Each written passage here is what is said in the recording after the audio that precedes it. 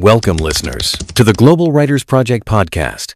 Today, I'm taking you into the heart of our Q1 2026 Voices for Change issue, The Land and the Future. Now, you might be wondering, why dedicate a whole issue to land? Isn't it just about soil and property lines? But let me tell you a story. When we started curating this collection, we found something deeper. Land isn't only terrain. It's history, memory, and inheritance woven into every family and community. Across Africa, and in communities beyond, the earth beneath us is not just resource. It's the thread connecting our past and possible futures. And yet, that thread is being tugged, sometimes snapped, by forces of extraction, pollution, and unchecked development. In this episode, we'll dig into why land matters far beyond policy reports, and why this issue is both ancient and urgent. Let's set the stage. For millions, land isn't an asset, it's identity. Have you ever traced your family's roots to a particular place? In much of Africa, land is the ground our grandparents farmed, the river that shaped our childhoods. It's more than ownership, it's belonging. But here's the conflict. Land is also being commodified, divided, and sold, sometimes without the consent of those whose lives are intertwined with it. Institutions often treat land like a spreadsheet, just hectares and yields. Yet for the people living on it, losing land can mean losing language, culture, even self. Now, you might ask, isn't this just nostalgia? But consider this. Memory is a form of data, a living archive. When governments or corporations erase those memories in the name of progress, what's truly lost? The resolution, I believe, lies in recognizing land not only as property, but as story, a dynamic ecosystem of lived experience and collective memory. Environmental justice. It sounds technical. Maybe you picture charts, climate models, or international treaties. But let me challenge you. What if justice isn't measured in CO2, ppm, or GDP, but in lived realities? Picture a child drinking water from a river that once ran crystal clear. That's not a statistic. That's survival.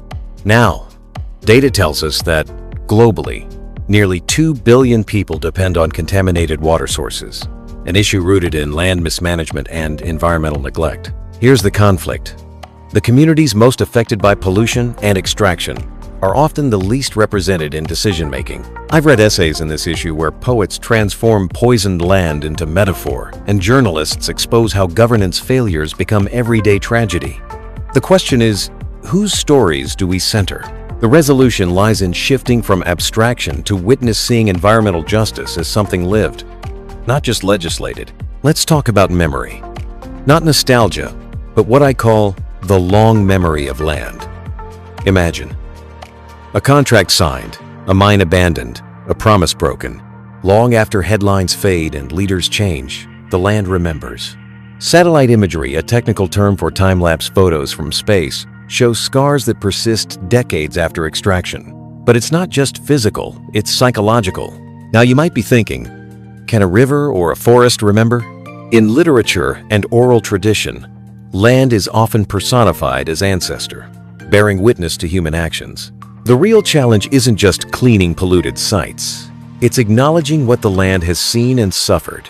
Resolution comes with collective responsibility, recognizing that our choices, not just as policymakers, but as citizens, are etched into the landscape, shaping what the land will remember about us. As we look ahead, the central question becomes, when we negotiate land, what future are we really negotiating?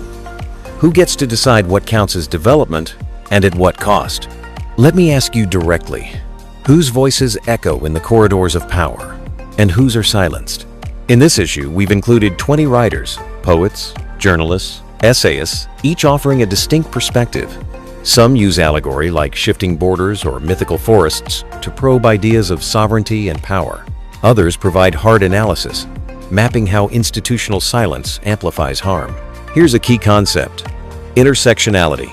It's not just about land or environment, but how race, class, gender, and history intersect to shape outcomes. The conflict is clear. Development for some can mean devastation for others. The resolution? A more inclusive conversation, one that listens to voices at the margins and acknowledges that environmental justice is inseparable from social justice. So, as this trailer draws to a close, let me invite you to reflect. Think about the land beneath your own feet. Urban pavement, rural field, wild coast. What stories does it hold? What futures are possible if we listen, remember, and act with responsibility? This upcoming issue of Voices for Change isn't just a publication, it's a testimony, a record, and, I hope, a mirror. In the coming episodes, you'll hear from our contributors, readings, interviews, and more. But for now, I leave you with a question. What will the land remember about us? Sit with that discomfort, and also the beauty.